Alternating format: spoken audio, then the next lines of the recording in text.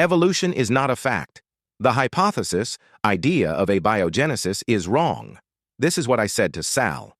Your framework makes sense, and there is some true overlap in the places where you agree. The main question is how far a best-fit judgment can be pushed without becoming an assumed conclusion. I'll answer by making the logic stronger, confirming what is true, and making it clear where the scientific method sets a strict limit. First, when there is real agreement. Yes, you are right that neither abiogenesis nor claims of large-scale evolution have been substantiated in the strictest meaning of the scientific method. That is my point.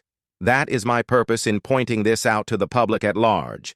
They worship at the feet of the scientific elite who portray otherwise. You are also right that science often moves forward without proof. Many functional models are more like temporary frames than solid realities. In this regard, abiogenesis and evolution serve as study initiatives rather than established conclusions. You are also correct that empirical observations happen on smaller scales. There are chemical reactions. Molecules that are organic come together. There is genetic variety. Selection is in effect. These are real things that can be seen. Science does not create them to support bigger ideas. The tension does not stem from the utilization of temporary models, but rather from the extension of inference beyond the facts.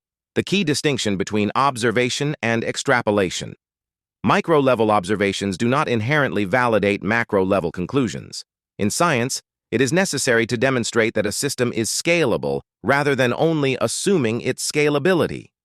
Seeing changes in life does not show where life came from. Watching adaptation happen within a genetic border doesn't show how that boundary was established. It is only correct to call abiogenesis and evolution best-fit decisions if the boundaries of fit are fully understood. The issue arises when the optimal fit is treated as the definitive truth rather than a provisional hypothesis. At that moment, the model is no longer being tested, it is being protected. Science makes progress by putting pressure on a model, not by making it seem like it is necessary for development.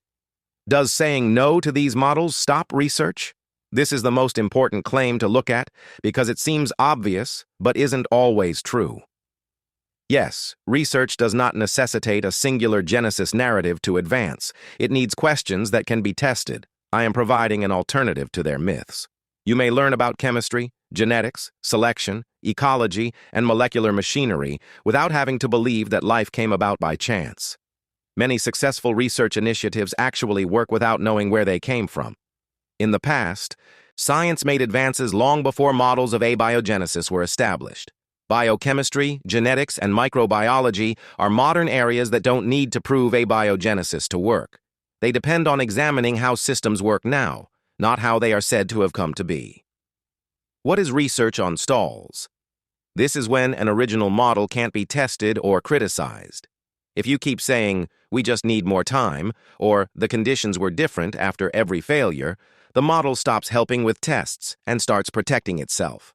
Models that fit best must nonetheless be open to being proven wrong. The difference between losing and making. Micro-observations strongly favor loss, modification, and optimization. This trend works for genome reduction, domestication, antibiotic resistance, and niche specialization. These observations substantiate a downward or lateral shift within the prevailing complexity. The upward creation of interconnected, information-rich systems has not been scientifically substantiated. That space is important. A best-fit judgment must meet the entire criteria of the claim, not just part of it. For abiogenesis to happen, there needs to be a clear path from chemistry to coded information, metabolism, and reproduction. Evolutionary creation necessitates validated methods that produce new systems rather than deteriorate current ones. Seeing minor changes doesn't take that weight off. A more exact method to say where you stand. A scientifically precise formulation would be as follows. Abiogenesis and evolution are presently the preeminent organizing hypotheses in biology since they seek to integrate observed events. There is no proof for them. They are not seen directly. They are still open to being changed or replaced if new ways to explain things come up. That phrase keeps scientific progress going without bringing in assurance. The risk lies in the failure to utilize temporary models. The problem is mixing up the need for truth. For science to work, these models don't have to be true. They must stay tested, limited, and honest about what they say and do. That is where strict science stays healthy. Thanks for watching. Please like, subscribe, and leave a comment to support this channel.